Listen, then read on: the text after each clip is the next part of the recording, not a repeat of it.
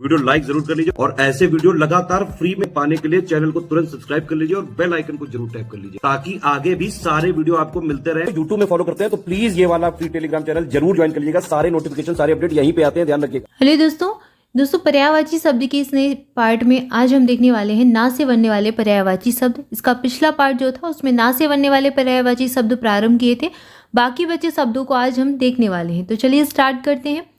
सबसे पहले शब्द दिया गया है नवल। नवल यानी कि कोई चीज़ अनोखी होना या फिर थोड़ी सी अलग होना, नए से थोड़ा सा डिफरेंट होता है। नए तो नवल यानी नया तो होता है लेकिन वो थोड़ा सा डिफरेंट हो, अजब सा हो, विचित्र सा हो, तो वहाँ पर नवल का प्रयोग करते हैं। जैसे कि अनोखा हुआ, विलक्षण है, अजब है, विचित्र है और अद्भुत है, ये सभी नवल के पर्यायवाची हो जाएंगे। अगला शब्द है नश्वर। नश्वर यानी कि विनाशी, नाशवान। ऐसी कोई चीज़ जिसका नाश हो सके, जो नाशवान हो या फिर मरणशील हो, नाशाधीन हो, जो नाश करने के योग्य हो, जो नाश हो सकती है, अनित्य हो, तो ये सभी नश्वर के पर्यायवाची होंगे। इसके बाद अगला शब्द है नष्ट। नष्ट यानी कि किसी चीज़ का बर्बाद हो जाना, किसी चीज़ का बेकार हो जाना, टूट फूट जाना। तो बर्बाद हुआ, चौपट हुआ, बेकार हुआ, ध्वस्त हुआ और टूटा फूटा, ये सभी नष्ट के पर्यायवाची हैं। इसके बाद शब्द दिया गया है नाच।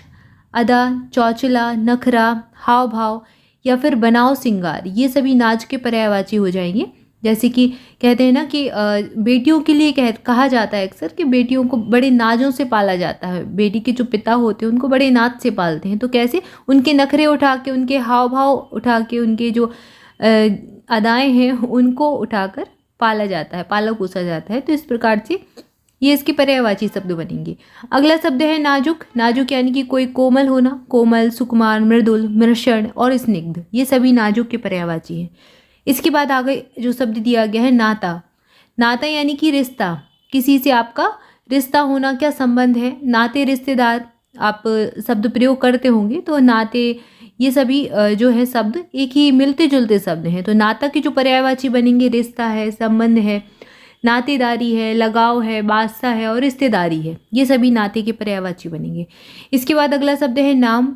ख्याति, बड़ाई, कीर्ति, यश, प्रसिद्धि, मशहूरी और शोहरत, ये सभी नाम के हैं। ये नाम वो वाला नाम है, आपका जो नाम होता है, नेम होता है, वो नहीं है जो आपका विश्व में, समाज में नाम होता है, ये वो वाला नाम है, नेम फेम वाला नाम है ये। इसके बाद अगला शब्द दिया गया है नारी। नारी के पर्यायवाची होते हैं औरत, नारी को कहा जाता है, महिला भी कह देते हैं, रमणी, स्त्री, बनीता, ललना और बामा, ये सभी नारी के पर्यायवाची हैं। और ये प्रीवियस ईयर में पूछा भी गया है, यूपी SSC में भी पूछा गया है, इसके अलावा RO के एग्जाम में भी ये पूछा गया है, तो इंपॉर्टेंट है, इसको याद रखें। इसके बाद अगला शब्द दिया गया है नाविक। नाविक के पर्यायवाची होते हैं मल्हार, पोतवाहक, पोत चलाने वाला होता है तो पोत चालक भी कहते हैं, नौचालक भी कहा जाता है, केवट भी कहते हैं और खेवैया भी कहते हैं। इसके बाद खेवटिया भी नाविक के लिए शब्द प्रयोग करते हैं, खेवनहार भी कहा जाता है, खेवैया, झींवर, तारक, धीवर, मांझी और सुकानी, ये सभी नाविक के पर्यायवाची हैं, बहुत इंपॉर्टेंट है। इसके बाद अगला शब्द दिया गया है नासवान। नासवान के पर्यायवाची होते हैं क्षणभंगुर, कोई ऐसी चीज़ जो क्षणिक हो, विनाशी हो, जिसका विनाश हो सके, अस्थिर हो, जो स्थिर ना हो और नश्वर हो, उसको नासवान कहेंगे। निंदा, अपयश, किसी का अपवाद होना, किसी की बदनामी करना, तो ये सब निंदा के समानार्थी हो जाएंगे या फिर पर्यायवाची हो जाएंगे। बुराई, बदगोई, आलोचना, ये सभी निंदा के पर्यायवाची हैं। निकट, निकट यानी कि किसी चीज़ का समीप में होना, करीब होना, पास होना, आसन्न और निकटस्थ, ये सभी निकट के पर्यायवाची हैं। यहाँ पर ये देखिए आसन्न, आसन्न भी निकट का पर्यायवाची है। इसके बाद अगला शब्द दिया गया है निकेतन। निकेतन यानी कि मकान, आवास, घर के लिए प्रयोग में लाते हैं। आलय भी कहा जाता है घर को, निलय भी कहा जाता है, निकेतन भी कहते हैं और मकान, आवास भी कहते हैं, ये सभी निकेतन या फिर घर के भी पर्यायवाची हो जाएंगे। इसके बाद अगला शब्द है निगम। निगम यानी कि कोई निकाय, संगठन, समिति, प्रतिष्ठान या फिर संस्था। निजी, निजी यानी कि खुद का, व्यक्ति का स्वयं का जो होता है वो निजी कहलाता है। जैसे कि व्यक्तिगत शब्द इसके लिए प्रयोग करेंगे खुद का। स्वकीय यानी कि स्वयं का, अपना या फिर स्वीय, तो यहाँ पर सा व और बाकी साथ बड़ी ई की मात्रा जोड़ के या लगाया गया है, स्वीय। इसके बाद अगला शब्द है निडर। निडर यानी कि निर्भर, दिलेर, जो निधड़क हो, निशंक हो, बेधड़क हो और बेखौफ हो, जिसको डर ना हो कोई, उसको निडर कहा जाता है। इसके बाद शब्द दिया गया है नित्य। नित्य के पर्यायवाची होते हैं शाश्वत, अमर, अविनाशी, अमर्त्य। अनश्वर, सदा, सनातन, सतत, सर्वदा, सदैव, अहर्निश और प्रतिदिन एवं रोज, ये सभी नित्य के पर्यायवाची होंगे। इसके बाद आगे शब्द है निरंतर। निरंतर यानी कि लगातार कोई चीज़ होने वाली, बराबर, हमेशा, सदा, ये सभी निरंतर के पर्यायवाची हैं। जैसे कि आप निरंतर पढ़ाई करते रहते हैं, आप निरंतर अभ्यास करते रहते हैं अपनी परीक्षा के लिए, तो इस प्रकार के शब्द जो काम कॉन्टिन्यूअस चले, लगातार चल रहा है, प्रतिदिन चल रहा है, उसको निरंतर कहेंगे। इसके बाद अगला शब्द है नियति। नियति यानी कि भाग्य, प्रारब्ध या फिर विधि या फिर भावी, दैव्य, होनी, किस्मत या फिर किस्मत। तो इस प्रकार के जो शब्द हैं ये सभी नियति के पर्यायवाची होंगे। इसके आगे जो शब्द दिया गया है निष्कलंक शब्द दिया गया है और इसको देखने वाले हैं। निष्कलंक के पर्यायवाची होते हैं निर्दोष, बेदाग, बेएब, स्वच्छ और साफ। इसके बाद अगला शब्द है निष्ठा। निष्ठा के पर्यायवाची क्या बनेंगे? श्रद्धा, आस्था, विश्वास और यकीन। निष्पत्ति, निष्पतित। निष्पतित के पर्यायवाची होते हैं अंत, इति, समाप्ति। निस्तब्धता, चुप, शांति। अगर कोई व्यक्ति लगातार बोल रहा है और फिर चुप हो जाए तो उसको कहते हैं निस्तब्ध है, यानी कि अब कुछ नहीं बोल रहा है, स्तब्ध हो गया।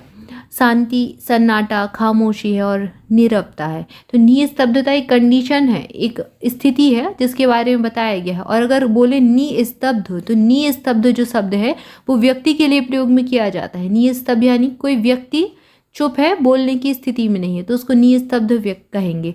और जो कंडीशन है, जो स्थिति है, उसके लिए निस्तब्धता, आगे ता जोड़ दिया तो वो स्थिति बन गई। इसके बाद अगला शब्द है निसंदेह। निसंदेह यानी कि कोई चीज़ जरूर होना, सचमुच, वाकई, बेशक, अवश्य, बिलाशक या फिर वस्तुता। नीचता। नीचता के पर्यायवाची होते हैं तुच्छता, अधमता, ओछापन, कमीनापन या फिर क्षुद्रता।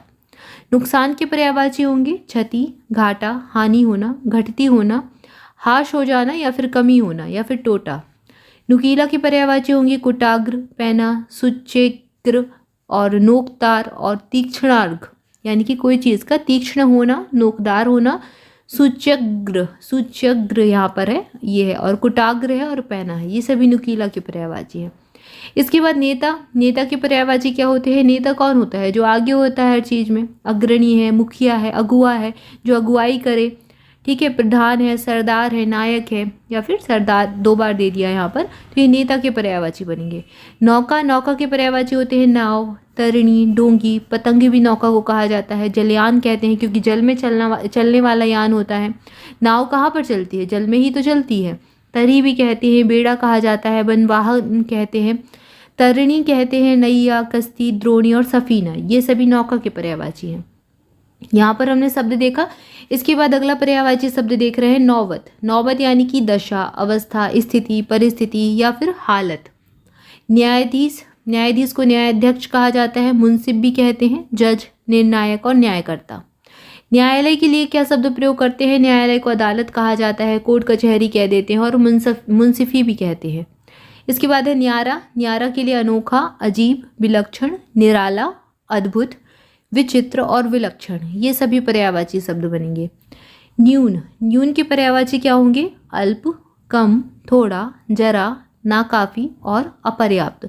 कोई चीज़ का कम होना, अपर्याप्त ना हो यानी कि पर्याप्त ना हो, उस चीज़ के लिए न्यून शब्द प्रयोग करते हैं। इसके बाद है नैसर्गिक। नैसर्गिक जो शब्द है ये प्राकृतिक के लिए प्रयोग किया जाता है, स्वाभाविक है, नैसर्गिक, स्वाभाविक, प्राकृतिक या फिर वास्तविक। इसके बाद है नियंत्रण। नियंत्रण यानी कि किसी पर वश करना, अधिकार कर लेना, काबू करना या फिर अंकुश। इसके बाद अगला शब्द है नियम। नियम के पर्यायवाची होंगे कायदा, विधान, विधि, दस्तूर, उसूल, ढंग, तरीका और रीति। निरपेक्ष के पर्यायवाची होते हैं अलग, निष्पक्ष, बेलाग, तटस्थ, उदासीन। निरर्थक के पर्यायवाची होते हैं अर्थहीन, बेकार, बेमानी, बेमतलब, व्यर्थ।